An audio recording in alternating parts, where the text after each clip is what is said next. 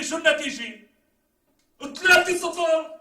فالفيردي قول فالفيردي 10 مرات بتربح معنا هاتريك اليوم.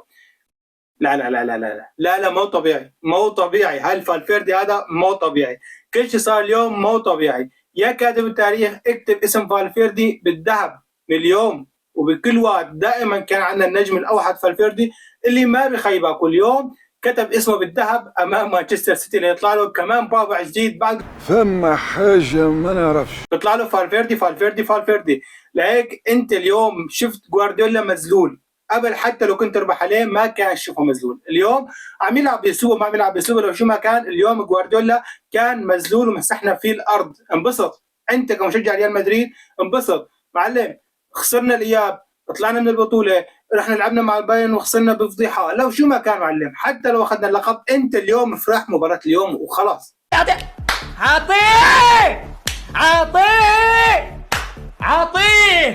عطيه.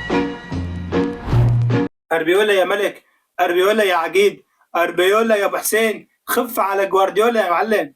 رح يروح منا الزلمه بين الشوطين، خلص صار اخذ 4-5 حبايات للقلب، ما بيقدر يفتح عيونه، ما عم يصدق الزلمه بده يمسك شعر راسه بس ما بلاقي شعر يمسكه من الاصل. جوارديولا اليوم كان قدامه مورينيو بالبرايم، اربيولا اخذ لك الطريقه تبعيت مورينيو معلم بالمرتدات. شو هاد والله خارج نعمل سيستم يا زلمه. شو هاد نزل لك اربيولا على الملعب، شفت التشكيله، قلت اليوم واضحه من التشكيله الحلوه هاي اللي دحشت فيها. شوفي لعيبه خط وسط ان كان بالكاستيا ولا باللعيبه الباقيين عنا عم واقفين على رجليهم، شارفهم كلهم بالملعب. حلو الحكي، معناها اليوم نحن حنلعب دفاع. فانا كان الواضح اول ربع ساعه صافين ورا، بس اربيولا كان خطته لا اخر الشغله مثل كانه انا ماني شايف جوارديولا. اول ربع ساعه ما راح العب، راح اوقف قدام جول اتفرج عليك كيف راح تلعب انت، ورجيني شو عندك معلم. تبدا المباراه وبضغط السيتي وعرضيات ورفعات وتمريرات وانفرادات، ما في هدف على الفاضي. ليجي بعدين يقول له ارجولا خلصت، طول بالك، استنى شوي، خذ لها الوحده هاي. لا يروح لك معلم فالفيردي من اسيست كورتوا اللي صار يعمل، مو بس ينقذ اهداف، لا بيلعب لك اسيستات. اسيست كورتوا بيحطها لفالفيردي، بيشطح دوناروما على الارض وبحطها هدف 1-0 معلم. خلصت القصه، برجع سيتي بيضغط عليك مره ثانيه، يعني غلطه ومرقت ما نعوضها. قول له طول بالك، يلا اضغط لك 10 دقائق، خذ نفس، خذ الشوط الثاني يا معلم، وهدف ثاني من فالفيردي باليسار اللي ما بيعرف يشوط فيها اصلا، يعني الزلمه رجله يمني، وهدف ثاني يا معلم. انبسطت فيهم، فرحت. طيب والله وانت رايح بين الشوطين خذ لك الهدف الثالث معك هديه، يلا روح انبسط. 3-0 بالشوط الاول. شوت الله اكبر، شوت جول. جوارديولا كان متخيل كل شيء، بباله كل شيء، بس انه يصير هذا السيناريو لا مستحيل. دفاع السيتي سيء بس مو اسوء من دفاع الريال. اليوم ما حدا يطلع يقول لي انه والله دفاع السيتي كان سيء، مو اسوء من دفاع الريال. احنا ختافي مساحه الدوري الاسباني كان عم بيلعب علينا عرضيات ومثلثات ومربعات. فانت اليوم ما خرج تحط لك هدفين، ما خرج. ليش؟ لانه اليوم نحن دارسين صح، اليوم نحن واقفين على رجلينا صح. لا واليوم توقع انه يفوز الريال على السيتي هي 27% بس، وكتر الله خير، ونحن كنا رضيانين كجمهور الريال، كنا فرحانين بهالنسبه هاي. بس بيجيك فالفيردي المفاجاه الكبرى اليوم قال لك تمام الفريق كله حيروح يلعب وين؟ على اليسار عند حضره فينيسيوس. حلو الحكي؟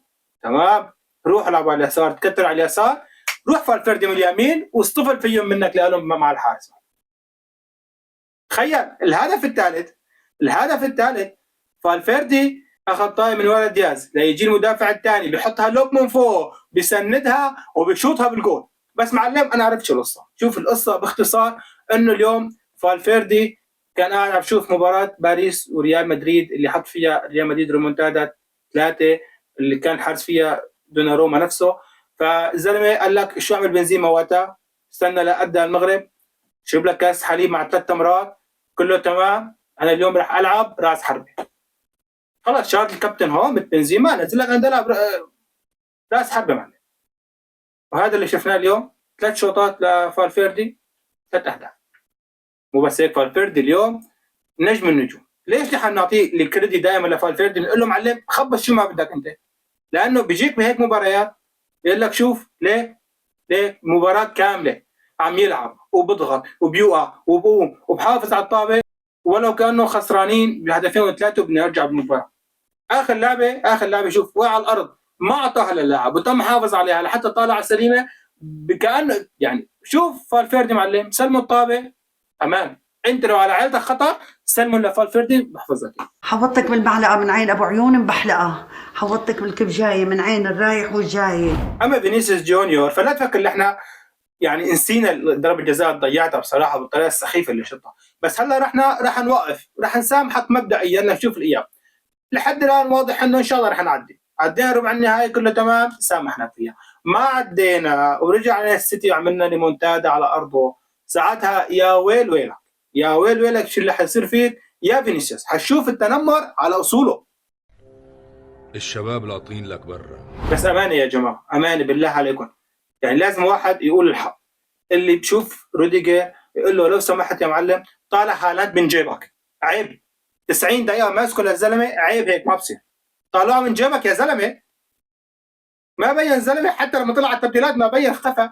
بس شوف التكتيك اللي عمله اربي ولا احنا فكرنا اول شيء انه غلطه، بس لا، عامل لك فيها هالاند ركنيه، انا راح اوقف لك اقصر واحد عندي. يعني وانت واقف خلت شيخ الطابه وانت واقف تحطكوا تمام. ما قدر ينتح طابه حتى هالاند. اقصر لاعب اردا جولر كان واقف على هالاند، ولما طلع جولر دخل كامافينجا كمان كامافينجا كان واقف على هالاند. برافو، تخيل يعني الزلمه هو واقف في فرق نص متر، فكيف اذا نط لسه. اما اللي زاد بالنغم والطرب هو تعليق الشوالي بدوري الابطال نغم. غير هيك اذا كانت ليالي الابطال الجميله مع ريال مدريد تنبسط. بس استاذ الشوالي استاذنا الكبير ما في شيء باللغه التركيه اسمه تشكرات، اسمها تشكر اداري. بس هذا كان فاصل ترفيهي بالفيديو قبل ما نختم الفيديو، لانه بالاياب ما بعرف شو ممكن يعمل الاقرع جوارديولا، لهيك حاليا خلينا نفرح بالشيء اللي صار. للاياب اعطينا عمر واتا ومن كل حادث حديث عليه بنروح بنرجع لكم. تخيل يا رعاك الله، معلومه صغيره هيك صغيره التوسه اما خلص الفيديو، انه تاهل لدور ال16 6 انديه من انجلترا، كل الانديه الانجليزيه شاركت دوري الابطال تاهلت لدور ال16 ولا واحد منها فاز ان كان اليوم او امبارحه.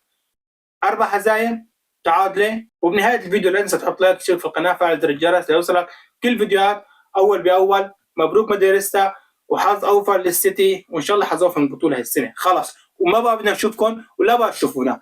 ويا اخي ما لكم طار عنا وما لنا عنكم طار وخلصت القصه، ما بقى بدنا نكرر هالشيء. لسه اذا فزنا منكم داخلين على البايرن نقول له عنا طار من 10 15 سنه اللي مسحين فيه الاراضي كل مره على 15 بطوله. يعني لسه بدي اخلص منك حيطلع لي واحد ثاني، فخلص هلا لا بقى توجيه الشمس السنه الجايه. سلام.